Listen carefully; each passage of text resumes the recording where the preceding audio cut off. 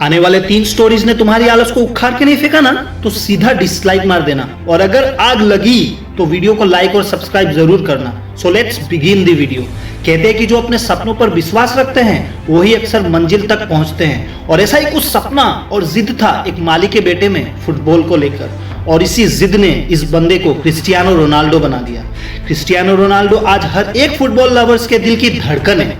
आज हम सब वाकिफ हैं कि रोनाल्डो आलीशान बंगलों में रहते हैं और करोड़ों की गाड़ियों में घूमते हैं, लेकिन उन्हें इस मंजिल तक आने के लिए कितनी कठिनाइयों का सामना करना पड़ा, इससे काफी कम लोग वाकिफ हैं। पोर्टुगल के एक छोटे से शहर में जन्मे रोनाल्डो की कहानी किसी फिल्मी दुनिया से कम नहीं लगती।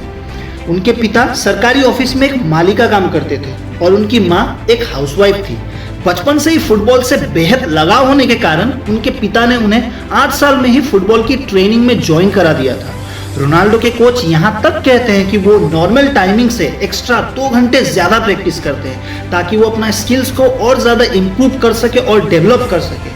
और यहाँ हमें अगर 6 बजे छुट्टी करनी होती है तो हम 5 बजे ही रेडी होकर रहते हैं, क्योंकि हमें अपने काम को लेकर वो डिटर्मिनेशन, वो लगन ही नहीं है। रिसर्च के अनुसार 98% लोग उसी 2% लोगों के लिए काम करते हैं जो 1000 बार फेल होने के बाद भी कभी पीछे मुड़ के नहीं देखते। लूजर्स लोग हमेशा बहाना बनाते हैं कि उनके पास फैसिलिटीज नहीं है, पैसे नहीं है, सपोर्ट नहीं है। जब एक माली का बेटा इतिहास रच सकता है तो आप क्यों नहीं कर सकते। 12 साल की उम्र में रोनाल्डो को फुटबॉल खेलने के लिए अपने घर से दूर रहना पड़ा।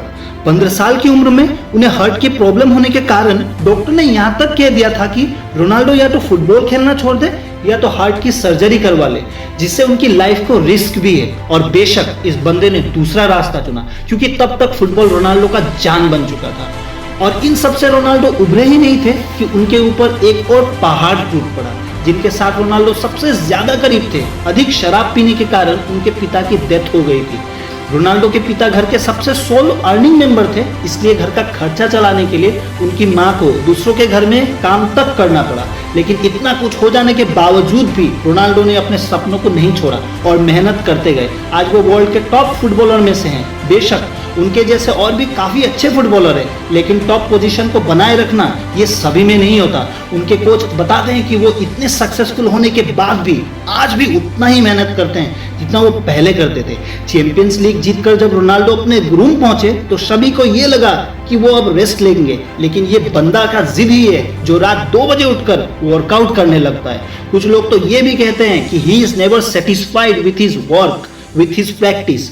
वो हमेशा कुछ ज्यादा करने की सोच रखते हैं। इतनी ठोकर और संघर्ष के बाद भी वो आज वर्ल्ड के सबसे हाईएस्ट पेड फुटबॉलर में से हैं, जिनकी सालाना कमाई 700 करोड़ रुपए से ज्यादा है। कहते हैं कि अपने पैशन को लेकर इतनी जिद्दी हो जाओ कि फेलर भी साला फेल हो जाए।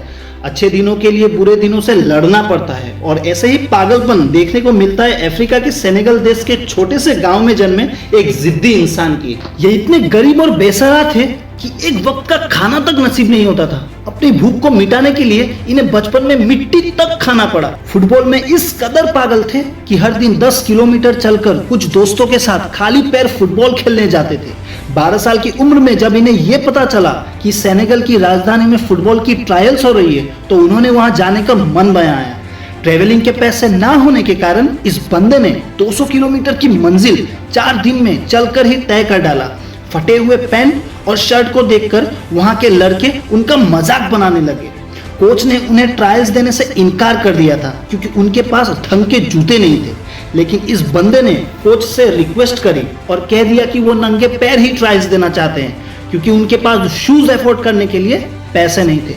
बहुत रिक्वेस्ट करने के बाद कोच ने उन्हें 5 मिनट का समय दिया और इसी 5 मिनट में इस जिद्दी बंदे ने ऐसा खेल दिखाया कि वहां बैठे सेलेक्टर्स दंग रह गए और उसे एक मौका दिया आगे बढ़ने की।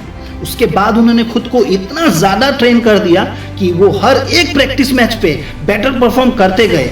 ये बंदा आज लिवरपूल क्लब के सबसे महंगे खिलाड़ी में से एक है और ये सेनेगल कंट्री का कैप्टन भी है।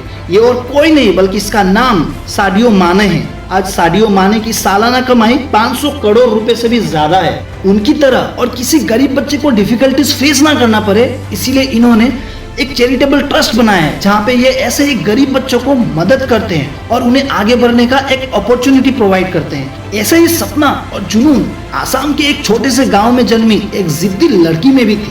कहते हैं कि क्या खूब लड़ी मर्दानी, वो तो झांसी वाली रानी थी। जी हाँ, ये कोई झांसी की रानी से कम नहीं है। मैं बात कर रहा हूँ हिमा दास की। ये बंदी लोगों की नजर में तब आई जब इस बंदी ने 20 दिन में 5 गोल्ड मेडल अपने नाम कर लिए। जिसे बचपन में पहनने के लिए अच्छे शूज नहीं मिले थे, वो आज एडिडास जैसे बड़ी कंपनी की ब्रांड एम्बेसडर है। हिमा देश के हर उस लड़की के लिए इंस्पिरेशन है जिन्हें ये लगता है कि वो आगे कुछ कर नहीं सकते। इस बंदी ने सबको ये प्रूव कर दिया है कि लड़कियां केवल घर में किचन संभालने के लिए नहीं, बल्कि हर वो चीज कर सकती है जो उन्हें मन हो। वो किसी भी क्षेत्र में लड़कों से पीछे नहीं है। आपको क्या लगता है, आप कर पाएंगे? बिल्कुल आप कर पाएंगे। वो जुनून और वो पागलपन आप सब में है। बस आपको बिना रुके अपने पैशन को फॉलो करते जाना है और आपको कामयाबी जरूर मिलेगी। अगर ये वीडियो आपको पसंद आया हो तो लाइक और सब्सक्राइब कर देना, अपने दोस्तों को शेयर भी कर देना। मिलते हैं नेक्स्ट वीडियो में, तब तक के लिए खुश रहिए और अपना ध्यान रखिए। मैं हूं आपका motivation star, shining of for the day.